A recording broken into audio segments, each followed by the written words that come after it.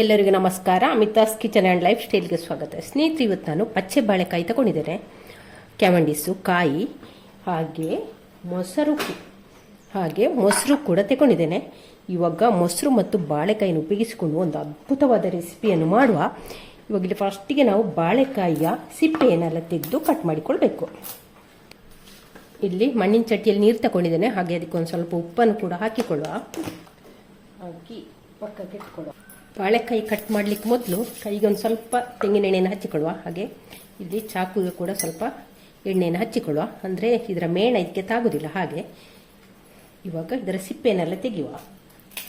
ನೋಡಿ, ಹೀಗೆ ಮಾಡಿ ಹೇಳಿದ್ರೆ ಬರ್ತದೆ. ನೋಡಿ,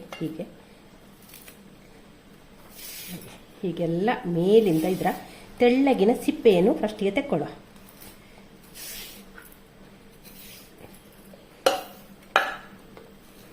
ತೆಗೆದು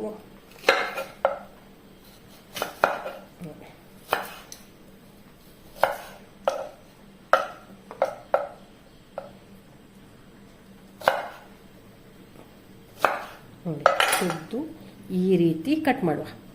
ನೋಡಿ, ಈ ರೀತಿ ಕಟ್ ಮಾಡಿಕೊಂಡ ನಂತರ ಈ ಉಪ್ಪು ನೀರಲ್ಲಿ ಈ ಬಾಳೆಕಾಯಿಯ ತುಂಡನ್ನೆಲ್ಲ ಹಾಕಿ ಇಡುವ. ಎಲ್ಲವನ್ನು ಕೂಡ ಇದೇ ರೀತಿ ಮಾಡಿಕೊಳ್ಳುವ. ಇಲ್ಲಿ ನೋಡಿ, ಬಾಳೆಕಾಯಿಯನ್ನೆಲ್ಲ ಕಟ್ ಮಾಡಿಕೊಂಡಾಯಿತು. ಉಪ್ಪು ನೀರಲ್ಲಿ ಯಾಕೆ ಹಾಕೋದಂದ್ರೆ, ನೋಡಿ ಇದ್ರದ್ದು ಕಣ್ಣೀರು ಬಿಡುವುದಿಲ್ಲ. ನೋಡಿ, ಬಿಳಿ ಬಿಳಿ ಉಂಟಲ್ಲ, ಇಲ್ಲ ಇದ್ರದ್ದು ಕಪ್ಪಾಗ್ತದೆ, ಅದಕ್ಕೋಸ್ಕರ ಉಪ್ಪು ನೀರಲ್ಲಿ ಹಾಕುದು. ಇನ್ನಿದ್ದನ್ನು ನಾವು ಇವಾಗ ಇಲ್ಲೊಂದು ಮಣ್ಣಿನ ಮಡಿಕೆಯಲ್ಲಿ ನೀರನ್ನು ಹಾಕಿ ಕುದಿಲಿಕ್ಕೆ ಇಟ್ಟಿದ್ದೇನೆ. ನೀರು ಬಿಸಿ ಆದ ನಂತರ ಈ ಕಟ್ ಮಾಡಿದಂಥ ಬಾಳೆಕಾಯಿಯನ್ನು ಇದಕ್ಕೆ ಹಾಕುವ. ಜಾಸ್ತಿ ನೀರು ಇಡಬೇಡಿ, ಬಾಳೆಕಾಯಿ ಮುಳುಗುವಷ್ಟು ಮಾತ್ರ ನೀರು ಸಾಕು. ಈಗ ಇದಕ್ಕೆ 2 ಕಾಯಿ ಮೆಣಸನ್ನು ಕೂಡ ಉದ್ದಕ್ಕೆ ಕಟ್ ಮಾಡಿ ಹಾಕುವ.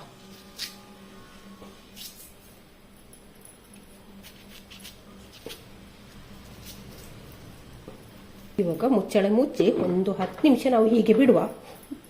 ಉಪ್ಪು ಇವಾಗಲೇ ಹಾಕಿಕೊಳ್ಳೋದು ಬೇಡ, ಒಂದು ಸ್ವಲ್ಪ ಬೆಂದ ನಂತರ ಉಪ್ಪನ್ನು ಸೇರಿಸಿಕೊಳ್ಳುವ. ಈಗ ಬಾಳೆಕಾಯಿ ಬೇಯುವಷ್ಟೊತ್ತಿಗೆ ಮಸಾಲೆಯನ್ನೊಂದು ರೆಡಿ ಮಾಡುವ. ಮಿಕ್ಸರ್ ಜಾರಿಗೆ ತೆಂಗಿನಕಾಯಿ ತುರಿಯನ್ನು ಹಾಕ್ತಾ ಇದ್ದೇನೆ. ಒಂದು 2 ಮುಷ್ಟಿಯಷ್ಟು ತೆಂಗಿನಕಾಯಿ ತುರಿ ಹಾಕಿದ್ದೇನೆ. ಅದಕ್ಕೆ ಒಂದು ಅರ್ಧ ಕಡ್ಡಿಯಷ್ಟು ಬೇವು ಸೊಪ್ಪು, ಜಾಸ್ತಿ ಬೇಡ, 1 ಕಡ್ಡಿ ಪೂರ್ತಿ ಹಾಕ್ತಿಲ್ಲ, ಒಂದು 5-6 ಎಲೆ ಹಾಕಿಕೊಂಡ್ರೆ ಸಾಕು. ಹಾಗೆ ಒಂದು 3 ಕಾಯಿ ಮೆಣಸನ್ನು ಕೂಡ ಹಾಕಿಕೊಳ್ಳುವ.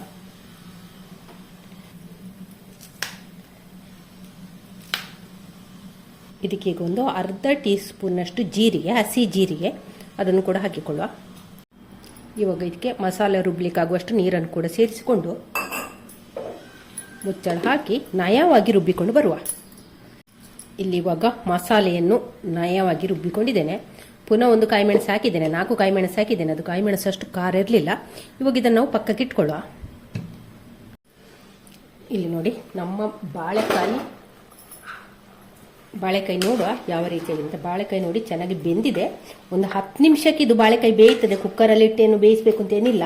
ಹಾಗೆ ಚೆನ್ನಾಗಿ ಕುದಿ ಬರುವಾಗ ಉಪ್ಪನ್ನು ಕೂಡ ಸೇರಿಸಿಕೊಂಡಿದ್ದೇನೆ. ಇವಾಗ ಇದಕ್ಕೆ ರುಬ್ಬಿಟ್ಟಂತ ಮಸಾಲೆಯನ್ನು ಸೇರಿಸಿಕೊಳ್ಳ. ಒಮ್ಮೆ ಚೆನ್ನಾಗಿ ಮಿಕ್ಸ್ ಮಾಡುವ. ಜಾಸ್ತಿ ನೀರು ಹಾಕಿಕೊಳ್ಳೋದು ಬೇಡ, ಚೆನ್ನಾಗಿದೊಮ್ಮೆ ಕುದಿ ಬರಲಿ. ಇವಾಗ ಇಲ್ಲಿ ನೋಡಿ, ಮೊಸರು ತಗೊಂಡಿದ್ದೇನೆ. ಹೀಗೂ ಬೀಟ್ ಮಾಡಿದರೆ ಆಗ್ತದೆ. ಇವಾಗ ನಾನು ಇದನ್ನು ಮಿಕ್ಸರ್ ಜಾರಿಗೆ ಹಾಕಿ ಒಂದು ಅರ್ಧ ಕಪ್ಪು ಮೊಸರು ಸಾಕು. ಇವಾಗ ಮಿಕ್ಸರ್ ಜಾರಿಗೆ ಹಾಕಿ ಇದನ್ನೊಂದು ಪಲ್ಸ್ ಮೋಡಿಗೆ ಹಾಕಿ 1 ರೌಂಡ್ ತಂದರೆ ಸಾಕು. ತುಂಬ ಇದನ್ನು ಮಜ್ಜಿಗೆ ಥರ ಮಾಡಲಿಕ್ಕಿಲ್ಲ, ಒಂದು ಸ್ವಲ್ಪ ಗ್ರೈಂಡ್ ಮಾಡಿಕೊಂಡ್ರೆ ಆಯಿತು. ಇಲ್ಲದಿದ್ದರೆ ಬೀಟ್ ಮಾಡಿದರೂ ಆಗ್ತದೆ. ಮಿಕ್ಸರ್ ಜಾರಿಗೆ ಹಾಕಿದರೆ ಬೇಗ ಆಗ್ತದೆ. ಇವಾಗ ಇಲ್ಲಿ ಮಿಕ್ಸರ್ ಜಾರಿಗೆ ಹಾಕಿ ಒಂದು 2 ರೌಂಡ್ ತಂದಿದ್ದೇನೆ. ನೋಡಿ, ಈ ರೀತಿ. ಇನ್ನಿದನ್ನು ನಾವು ಇವಾಗ ನೋಡಿ, ಮಸಾಲೆಯಲ್ಲಿ ಚೆನ್ನಾಗಿ ಕುದೀತಾ ಉಂಟು. ಹಾಗೆ ಮಸಾಲೆ ಚೆನ್ನಾಗಿ ಕುದಿಬೇಕು ಕೂಡ. ಕಾಯಿ ಮತ್ತು ಮೆಣಸೆಲ್ಲ ಚೆನ್ನಾಗಿ ಬೇಯಬೇಕು, ಆ ರೀತಿ ಕುದಿಬೇಕು. ಚೆನ್ನಾಗಿ ಕುದ್ದ ನಂತರ ಇದರ ಟೇಸ್ಟ್ ನೋಡಿಕೊಳ್ಳಿ, ಉಪ್ಪೆಲ್ಲ ಕರೆಕ್ಟ್ ಉಂಟು ಅಂತ ನೋಡಿಕೊಳ್ಳಿ. ಇವಾಗ ಇದಕ್ಕೆ ನಾವು ಬೀಟ್ ಮಾಡಿ ಇಟ್ಕೊಂಡಂಥ ಮೊಸರನ್ನು ಹಾಕಿಕೊಳ್ಳ. ಮಜ್ಜಿಗೆ ಕೂಡ ಹಾಕಿಕೊಳ್ಬೋದು, ಮೊಸರು ಹಾಕಿದರೆ ತುಂಬಾ ಒಳ್ಳೆಯದಾಗ್ತದೆ. ಹಾಕಿ ಒಮ್ಮೆ ಚೆನ್ನಾಗಿ ಮಿಕ್ಸ್ ಮಾಡುವ. ತುಂಬ ತೆಳ್ಳಗೆ ಮಾಡಲಿಕ್ಕಿಲ್ಲ, ಇದು ಸ್ವಲ್ಪ ದಪ್ಪನೇ ಇರಲಿ. ಇನ್ನು ಇದು 1 ಕುದಿ ಬಂದರೆ ಸಾಕು. ಮೊಸರು ಹಾಕಿದ ನಂತರ ಉಂಟಲ್ಲ, ತುಂಬ ಕುದಿಸ್ಲಿಕ್ಕಿಲ್ಲ. ಇವಾಗ ನೋಡಿ, ಇಲ್ಲಿ ಕುದಿ ಬರಲಿಕ್ಕೆ ಸ್ಟಾರ್ಟ್ ಆಯಿತು. ಇದಕ್ಕೆ ನೀವು ಉಂಟಲ್ಲ, ನಿಮ್ಮಲ್ಲಿ ಗಾಂಧಾರಿ ಮೆಣಸು ಇದ್ದರೆ ಗಾಂಧಾರಿ ಮೆಣಸು ಹಾಕಿ, ತುಂಬಾ ಒಳ್ಳೆಯದಾಗ್ತದೆ. ಪರಿಮಳ ಮತ್ತು ಟೇಸ್ಟು ತುಂಬಾ ಒಳ್ಳೆಯದಿರ್ತದೆ. ಹಾಗೆ ನೋಡಿ, ಒಮ್ಮೆ ಜಾಸ್ತಿ ಕುದಿಬೇಕು ಅಂತಿಲ್ಲ, ಕುದಿ ಬಂದರೆ ಸಾಕು. ಇವಾಗ ಮುಚ್ಚಳ ಮುಚ್ಚುತ್ತಿದ್ದೇನೆ, ಸ್ಟವ್ ಆಫ್ ಮಾಡ್ತಿದ್ದೇನೆ. ಹಾಗೆ ಇದಕ್ಕೊಂದು ಒಗ್ಗರಣೆಯನ್ನು ಮಾಡುವ. ಸ್ಟವ್ ಮೇಲೆ ಒಂದು ಒಗ್ಗರಣೆ ಸೌಟ್ ಇಟ್ಟಿದ್ದೇನೆ. ಅದಕ್ಕೆ ಈಗ 1 ಟೇಬಲ್ ಸ್ಪೂನ್ ಅಷ್ಟು ಕೊಬ್ಬರಿ ಎಣ್ಣೆನ ಹಾಕ್ತಿದ್ದೇನೆ. ನಂತರ ಎಣ್ಣೆಗೆ ಸಾಸಿವೆನ ಹಾಕಿಕೊಳ್ಳುವ. ಸಾಸಿವೆ ಚಟಪಟ ಅಂತ ಹೇಳಿ, ಸಾಸಿವೆ ಚಟಪಟ ಅಂತ ಹೇಳ್ತಾ ಉಂಟು. 1/4 ಟೀ ಸ್ಪೂನ್ ಅಷ್ಟು ಜೀರಿಗೆಯನ್ನು ಕೂಡ ಹಾಕ್ತಾ ಇದ್ದೇನೆ. ಹಾಗೆ 1 ಒಣಮೆಣಸು ಹಾಕಿದ್ರೆ ಉಂಟಲ್ಲ, ಆ ಒಗ್ಗರಣೆ ಒಂದು ಪರಿಮಳವೇ ಬೇರೆ. ಹಾಗೆ 1 ಕಡ್ಡಿಯಷ್ಟು ಕರಿಬೇವನ್ನು ಕೂಡ ಹಾಕಿಕೊಳ್ಳ. ಇವಾಗ ಇದನ್ನು ಬಾಳೆಕಾಯಿ ಹುಳಿಗೆ ಇದನ್ನು ಹಾಕಿ ಮುಚ್ಚುವ. ಇವಾಗ ನೋಡಿ ನಮ್ಮ ಬಾಳೆಕಾಯಿ ಹುಳಿ ಎಷ್ಟು ಚೆನ್ನಾಗಿ ಬಂದಿದೆ ಅಂತ, ಸೂಪರ್ ಆಗಿದೆ. ಇದು ನಮಗೆ ಉಂಟಲ್ಲ ಕುಚ್ಚಲಕ್ಕಿ ಅನ್ನ, ವೈಟ್ ರೈಸಿಗೂ ಕೂಡ ತುಂಬಾ ಒಳ್ಳೆಯದಾಗ್ತದೆ. ನೀವು ಕೂಡ ಒಂದ್ಸಲ ಟ್ರೈ ಮಾಡಿ.